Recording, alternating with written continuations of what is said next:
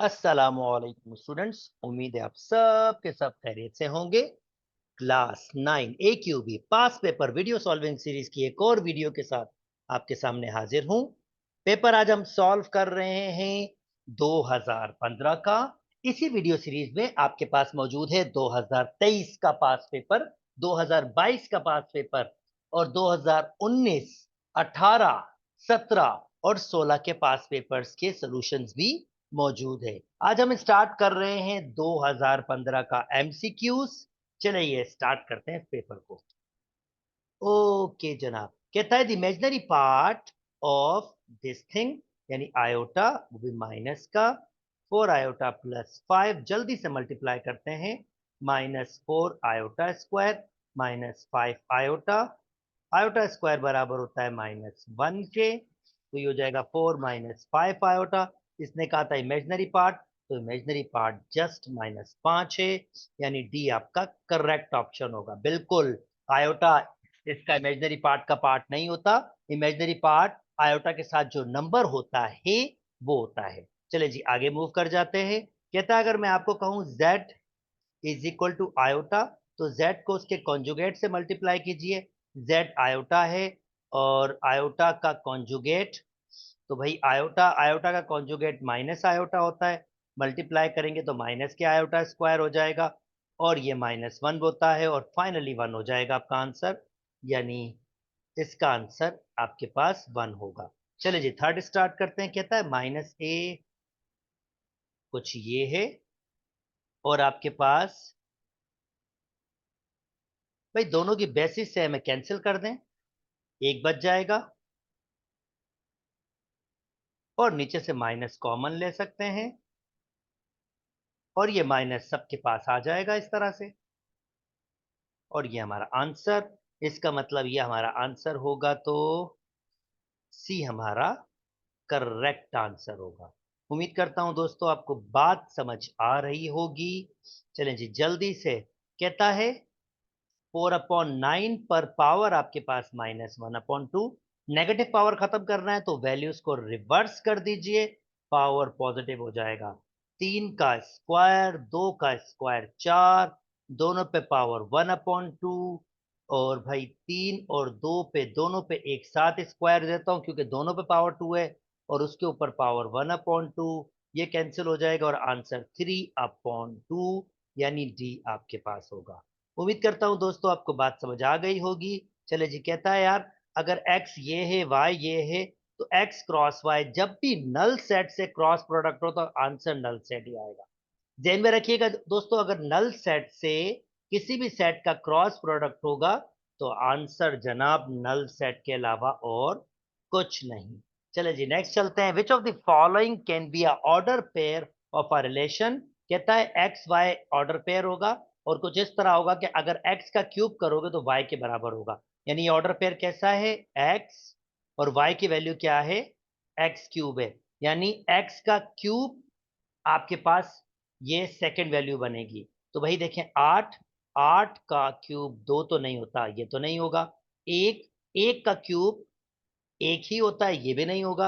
यानी x की जगह अगर 1 पुट करेंगे तो 1 का क्यूब 1 होता है, ये भी नहीं होगा। ये देखें 3, 3 का क्यूब 27 होता है, तो ये शक्ल आपके पास बन रही है। ये जो एक्स वाई मैंने लिखा है y की जगह x क्यूब, क्योंकि y की वैल्यू x क्यूब दे दी है, तो 3 का क्यूब 27 बनता है। इसका मतलब थर्ड ओनली यानी बी आपका करेक्ट ऑप्शन है। जल्दी से आगे मूव कर जाते हैं। कहते हैं अगर ये एफ फंक्शन है, चले फंक्शन है तो जनाब जल्दी से डायग्राम में दिखाते हैं आपको। ये कहलाती है डोमेन या ए सेट, ये कहलाता है range, codomain, codomain,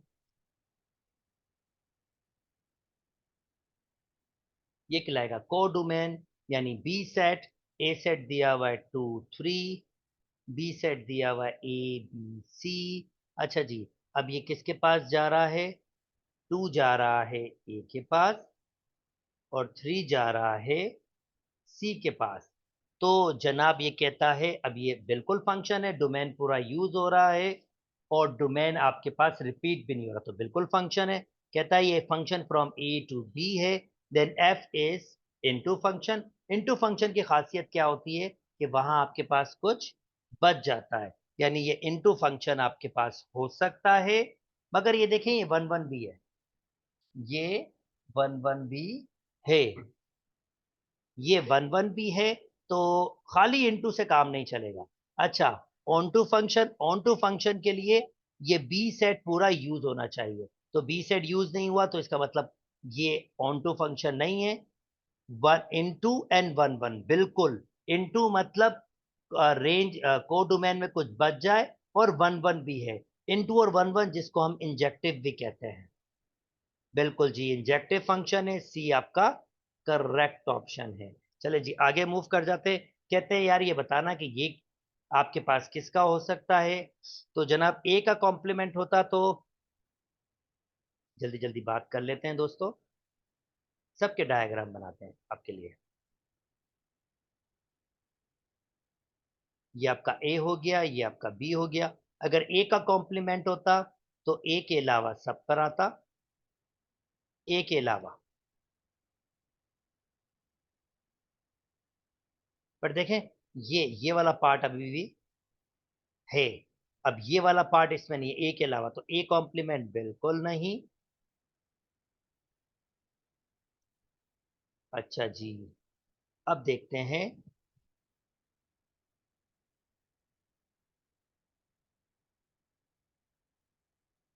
B complement B के अलावा होता, तो अगर ये ए सेट है ये बी सेट है, तो बी के अलावा, ये पूरे बी के अलावा, पर स्टिल यहाँ पर कॉमन है, बी कॉम्प्लीमेंट भी नहीं होगा।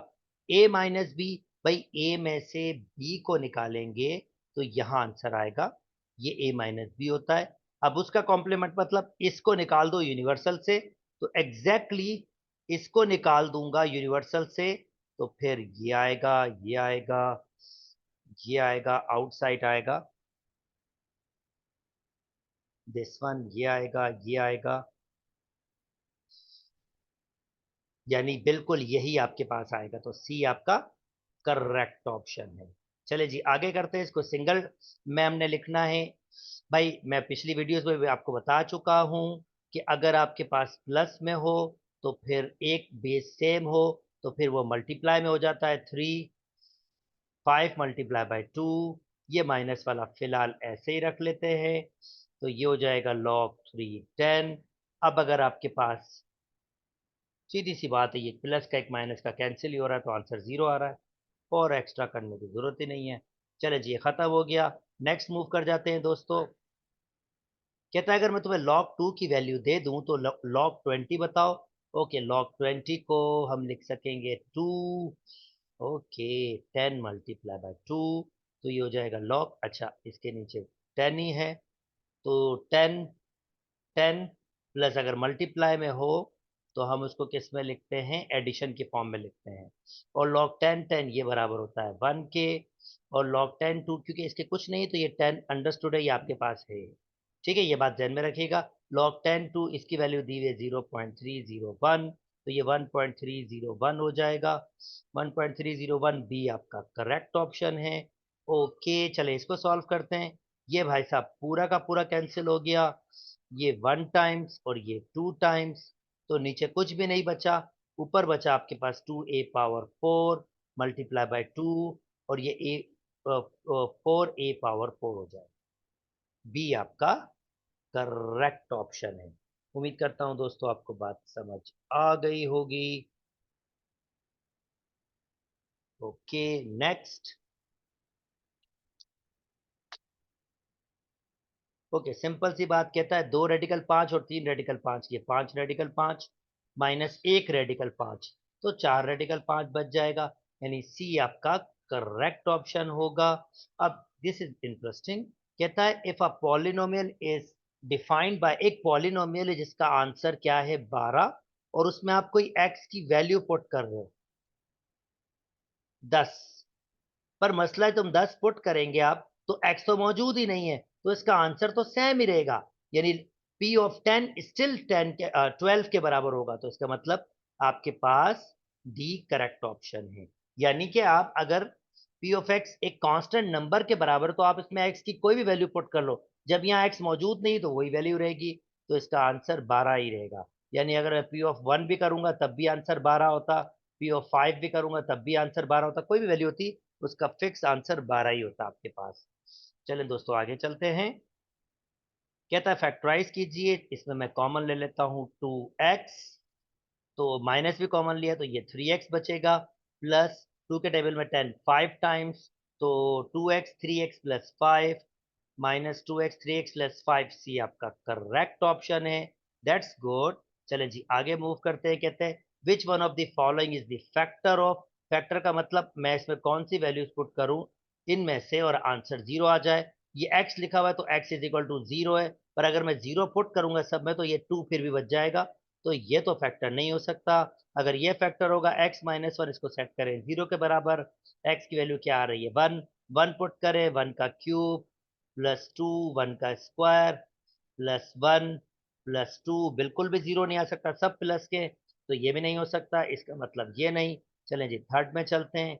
x plus one is equal to zero, x की वैल्यू माइनस वन पुट कर देते हैं दोस्तों इसमें,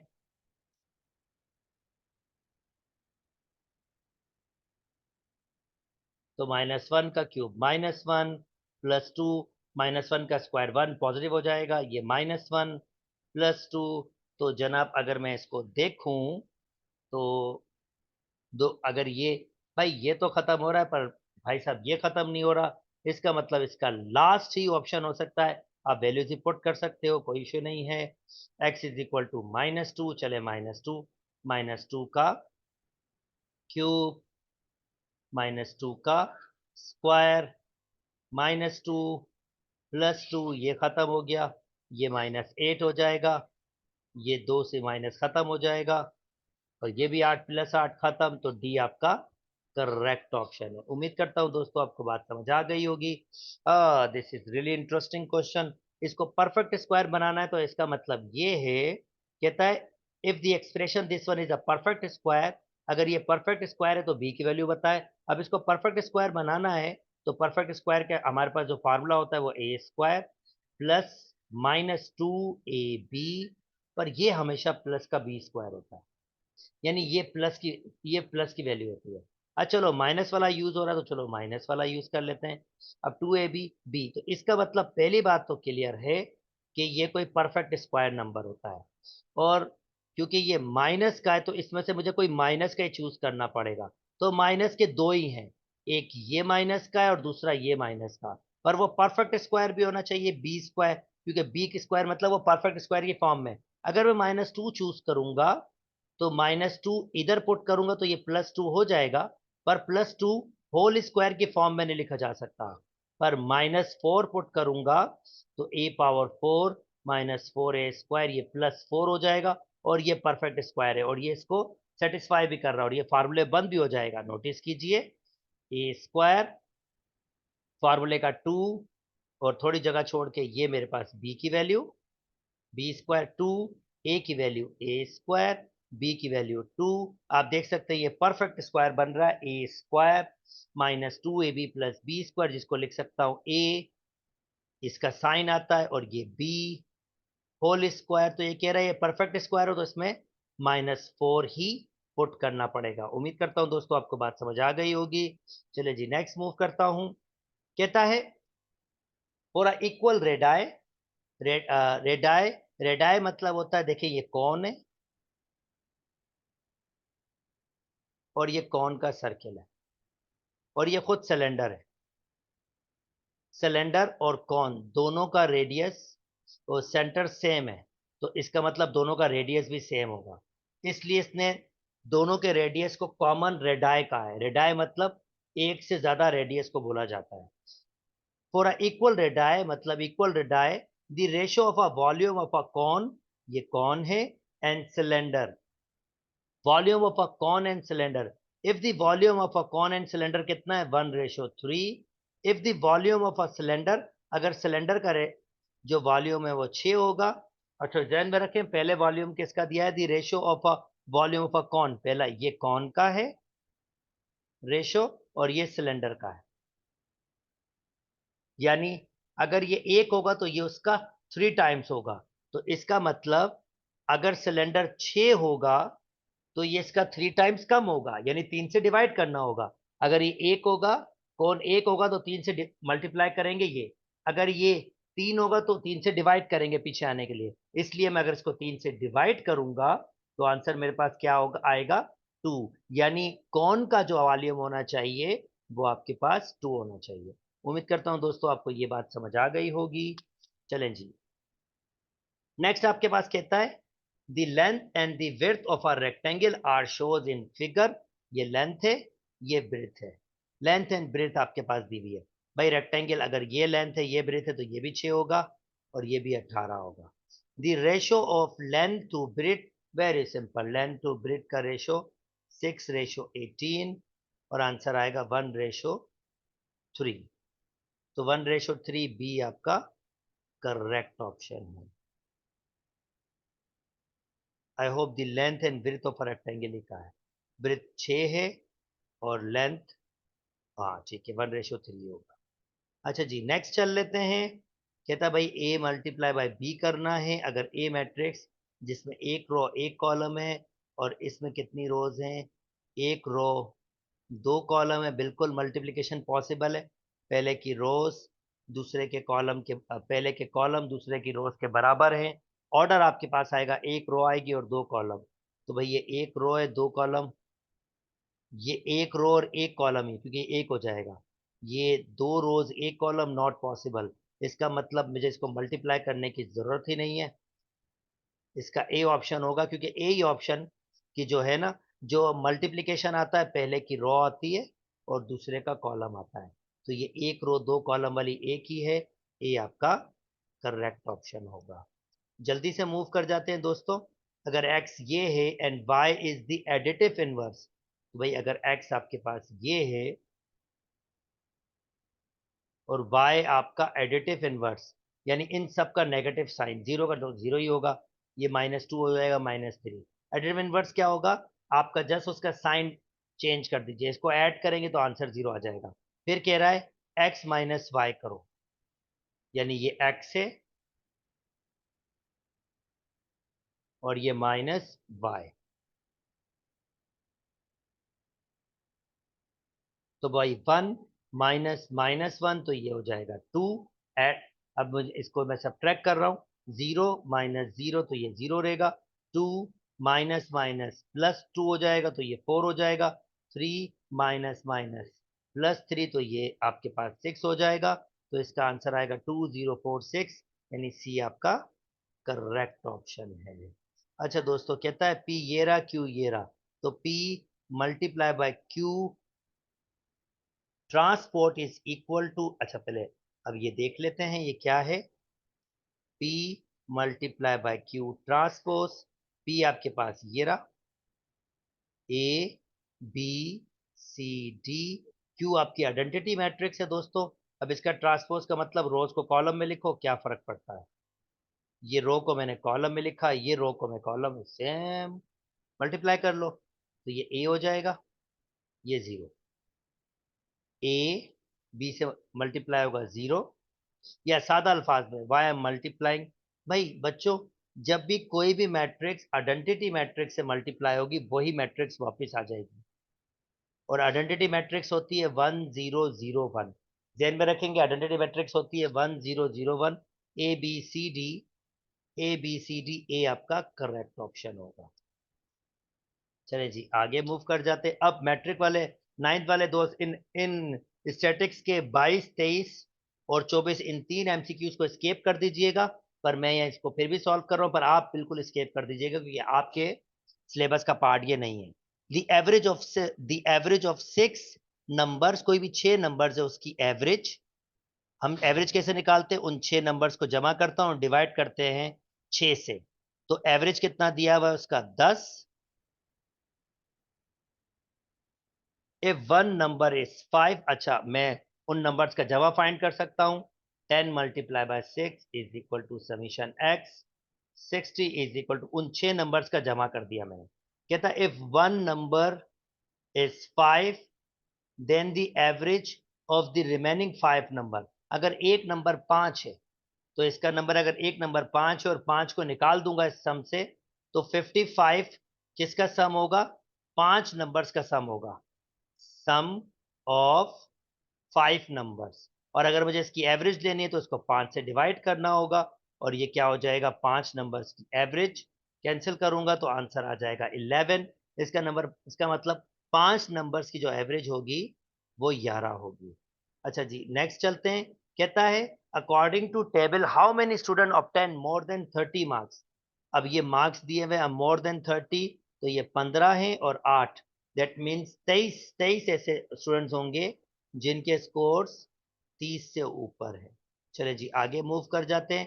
कहता the following table represent the number of absents in the class 8 consecutive days. तो मीडियन फाइंड करना, पहले इसको अरेंज कर लेते हैं। सबसे छोटा नंबर 5 है, फिर आपके पास 6 है, फिर 6 है, फिर 6 है 3 दफा, फिर आपके पास 7 है, और फिर आपके पास 8 और 8। 1 2 3 4 5 6 7, 1 2 3 4 5 6 7 8 नंबर है, टोटल 8 नंबर है भाई। पहला 5 था, लिख दिया, फिर 6 6 और 6 लिख दिया। अच्छा 7 2 है, ठीक है 7 2 है, 7 और 8 और 8। अच्छा अब 1 2 3 4 5 6 7 8, तो दो सेंट्रल नंबर्स आपके इसके क्या होंगे? उन सेंट्रल नंबर का एवरेज लेना होगा। यहाँ भी 3 है, यहाँ भी 3 है, इसका मतलब इन दोनों को जमा करना होगा और डिवाइड करना होगा 2 से, वो आपका मीडियन होगा। 6 और 6 12, इसका मतलब ये 13 हो जाएगा। तो इसका मतलब इसका आंसर हो जाएगा 6.5। डी आपका करेक्ट ऑप्शन है। नाइन्थ वाले वापस आ जाएं जी, ये 25 आपके पास आ गया है। अच्छा भाई, दो ट्राइंगल कॉन्ग्रेंट है, तो एंगल एफ आपके पास बराबर होगा एंगल सी के, क्योंकि कॉन्ग्रेंसी स्टेटमेंट दिया हुआ है। मेरी प्रीवियस वीडियोस में, प्रीवियस पास पेपर की वीडियोस में मैंने बहुत तफसील से हर चीज को समझाया है। आप, आई होप आप फॉलो करते हुए आ रहे होंगे, तो आपको ये डिफिकल्टी नहीं होगी। अच्छा जी, नेक्स्ट अब हमने क्या करना है? हमें एंगल एफ, एंगल सी की बात कर रहा है। तो अच्छा, ये 90 डिग्री है, ये 30 है, तो डेफिनेटली ये 60 होगा। तो एंगल एफ एंगल सी के बराबर, और एंगल सी कितना आया है? 60, तो एंगल एफ भी कितना होगा? 60। बी आपका करेक्ट ऑप्शन है। उम्मीद करता हूं दोस्तों आपको बात समझ आ गई ही होगी। अच्छा जी, जल्दी जल्दी से इस थ्योरम को भी देख लेते हैं। कहता है if a line, if a giving figure L1, L2, L3 are three parallel lines, if measurement of AB is equal to BC is equal to 3 centimeter, okay, AB, BC, ये तीन तीन है। अगर तीन पैरेलल लाइंस हो और एक, इसे कहते हैं ट्रांसवर्सल, एक ट्रांसवर्सल इक्वल आपके पास पार्ट्स में काट रहा हो उसको, तो जितने बाकी भी ट्रांसवर्सल बनेंगे वो भी इक्वल पार्ट्स में काटेंगे। यानी ई डी ई बराबर होगा ई एफ के। देखते हैं क्या मालूम करने की बात कर रहा है। ई एफ को दिया इसने 4, तो डेफिनेटली ये भी 4 होगा। तो डी ई कह रहा है, ये डी से ई, ये भी आपके पास 4 होगा। ओके, नेक्स्ट आपके पास देखते हैं क्या कहता है ये। कहता है in a giving triangle A P B Q and C R median. दोस्तों ये मीडियन है। मीडियन मतलब एक पॉइंट से स्टार्ट और अपोजिट के मिड पॉइंट पर, तो ये लेंथ आपस में बराबर होती है, ये लेंथ इसके बराबर होगी। अगर ये भी मीडियन है तो ये लेंथ इसके बराबर होगी, ये भी मीडियन है तो ये लेंथ इसके बराबर होगी, और ये मिड पॉइंट्स होंगे साइड्स के।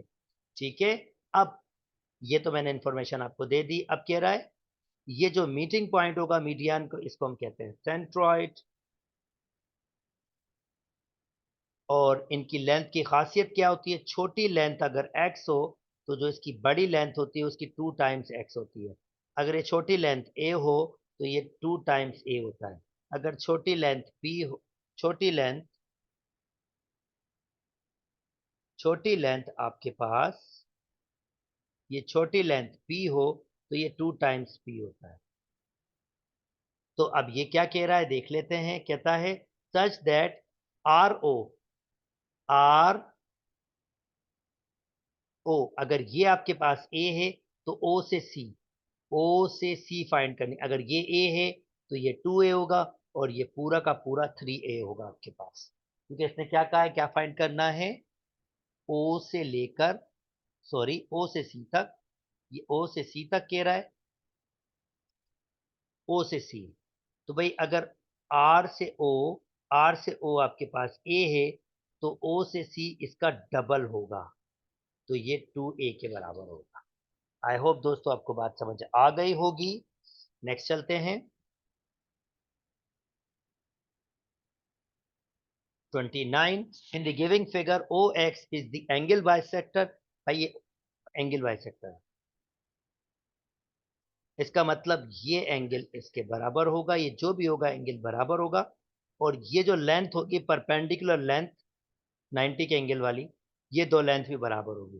तो कह रहा है पी क्यू, पी से क्यू दे रहा है 3 और पी से आर मालूम कर रहा है, पी से आर तो वो भी 3 होगी। सिंपल। उम्मीद करता हूं दोस्तों ये बात समझ आ गई होगी। चलें जी नेक्स्ट। हाँ भाई, अब ट्राइंगल में अगर मैं कोई भी दो साइड्स का सम करूं तो वो तीसरी साइड के सम के से बड़ा होना चाहिए। अब ये कह रहा है इसमें से कौन सा स्टेटमेंट सही है, तो अगर मैं ए ई को जमा करूं ए एफ से